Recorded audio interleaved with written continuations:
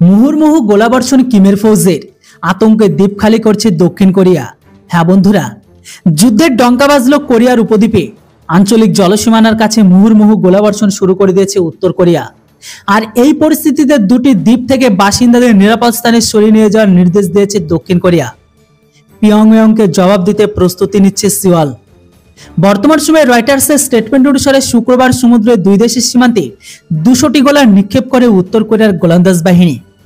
পিয়ংইয়ংয়ের বিরুদ্ধে পাল্টা মারের প্রস্তুতি নিয়েছে সিওল, যার কারণে উত্তর কোরিয়ার সীমান্তের কাছে অবস্থিত ইয়েনপিয়ং এমনকি বাইংমিয়ং দ্বীপের দুটি থেকে সেখানকার বাসিন্দাদের সরিয়ে নেওয়ার নির্দেশ দিয়েছে দক্ষিণ কোরিয়ার সেনাবাহিনী। এ নিয়ে দেশটির প্রতিরক্ষা মন্ত্রক জানিয়েছে, কয়েকদিন আগে ট্যাঙ্ক বাহিনী একটি মহড়া চালিয়েছিল। উত্তর কোরিয়ার এই পদক্ষেপে সেই মহড়াটার পাল্টা কিনা তা এখন নিশ্চিত করে বলা যাচ্ছে না।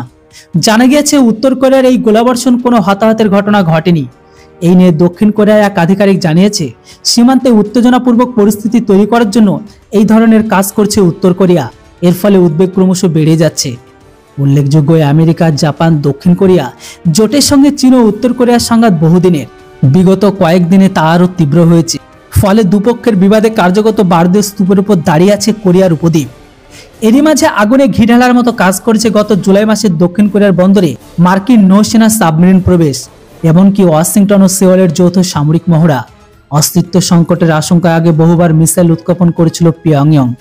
এরপর গত ডিসেম্বর মাসে শত্রু দেশের পরমাণু হামলার হুমকি দিয়েছিল উত্তর কোরিয়ার রাষ্ট্রপ্রধান কিম জং উন। এরপর থেকে যুদ্ধকালীন তৎপরতার অস্ত্রশস্ত্র এমনকি মিসাইল নিয়ে তৈরি হয়েছে উত্তর কোরিয়া। গোটা পরিস্থিতির উপর তীক্ষ্ণ নজর রাখছেন সর্বাধিনায়ক কিম। নিজে ঘুরে দেখেছেন বিভিন্ন অস্ত্র তৈরির কারখানা। গত 9 আগস্ট সেন্ট্রাল মিলিটারি কমিশনের বৈঠকে সেনাবাহিনীকে তিনি নির্দেশ দিয়েছিলেন যে কোনো পরিস্থিতিতে যুদ্ধের জন্য প্রস্তুত থাকতে হবে।